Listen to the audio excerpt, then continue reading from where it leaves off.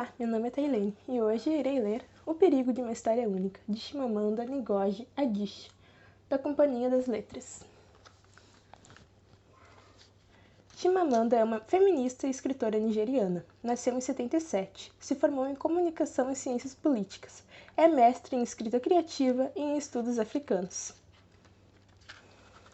A escrita de Adichie está envolta pela crítica social e política. É uma escritora que assume seu papel como porta-voz daqueles que habitam seu continente de origem.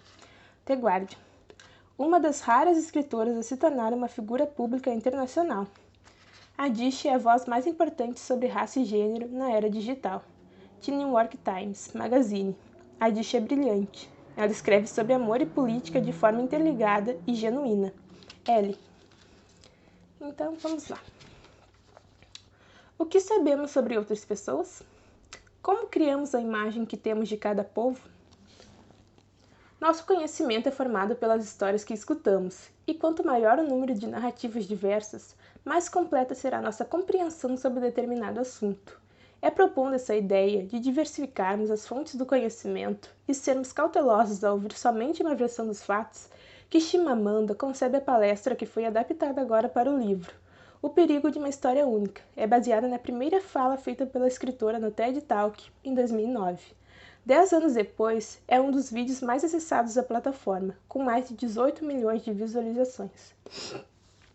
Então vamos lá. O Perigo de uma História Única. Sou uma contadora de histórias. Gostaria de contar a vocês algumas histórias pessoais sobre o que gosto de chamar de O Perigo de uma História Única. Passei a infância num campus universitário no leste da Nigéria. Minha mãe disse que comecei a ler aos 2 anos de idade, embora eu ache que 4 deva estar mais próximo da verdade. Eu me tornei leitora cedo, e o que liam eram livros infantis britânicos e americanos. Também me tornei escritora cedo. Quando comecei a escrever, lá pelos 7 anos de idade, textos escritos a lápis, com ilustrações feitas com giz de cera, que minha pobre mãe era obrigada a ler, escrevia exatamente o tipo de história que lia. Todos os meus personagens eram brancos, de olhos azuis, brincavam na neve, comiam maçãs e falavam muito sobre o tempo e sobre como era bom o sol ter saído. Escrevia sobre isso, apesar de eu morar na Nigéria. Eu nunca tinha saído do meu país. Lá não tinha neve. Comíamos mangas e nunca falávamos do tempo, porque não havia necessidade. Meus personagens também bebiam muita cerveja de gengibre, porque os personagens dos livros britânicos que eu lia bebiam cerveja de gengibre. Não importava que eu não fizesse ideia do que fosse cerveja de gengibre. Durante muitos anos, tive um desejo imenso de provar cerveja de gengibre, mas essa é outra história. O que isso demonstra, acho, é quão impressionáveis e vulneráveis somos diante de uma história, particularmente durante a infância.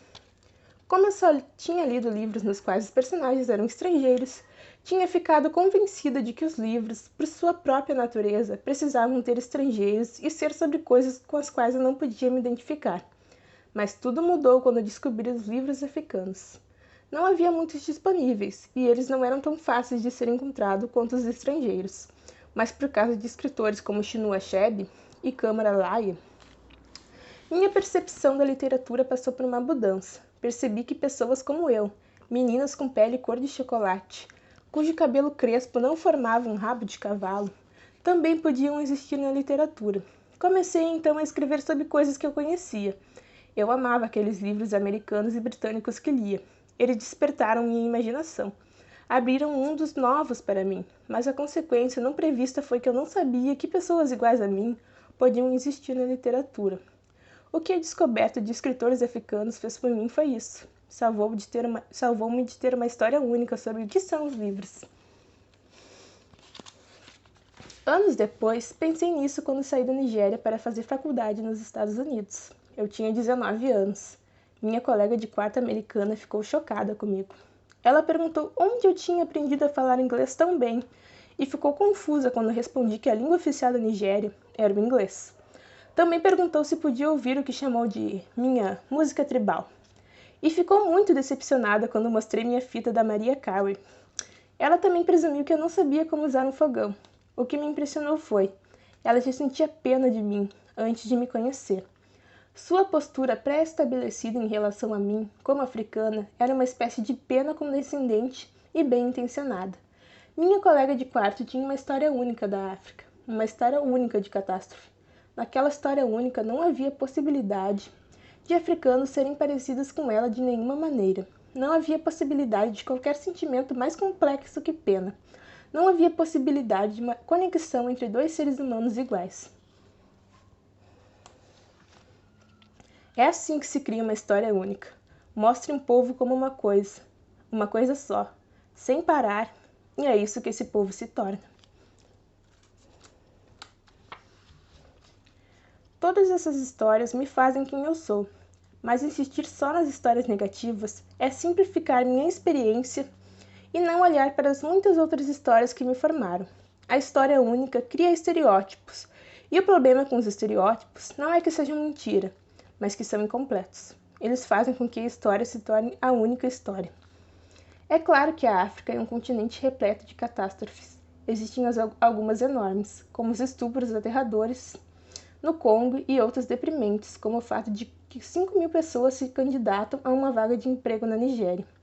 Mas existem outras histórias que não são sobre catástrofes, e é muito importante, igualmente importante, falar sobre elas.